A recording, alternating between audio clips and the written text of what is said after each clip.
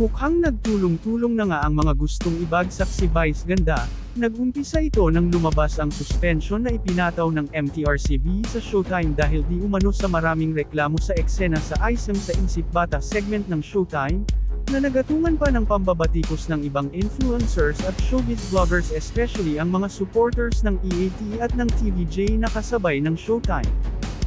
Hindi naman nagpatinag ang Mimi Vice, dahil sa mga blessing na natanggap at karmang dumating sa isang basher, kahit na nahaluan ito ng politika at komento ng isang aged na politiko, at nagbabalik na channel, nangako din ng ayuda sa staff ng Showtime si Vice. At eto na nga, isang samahan pa ang naghain ng kaso laban kay Vice at ayon at nakipagpulong pa sa MTRCB, marahil upang siguraduhin ang tuluyang pagkatsuji ng Vice at Showtime. Dahil lang sa mahaderang Isang na yan,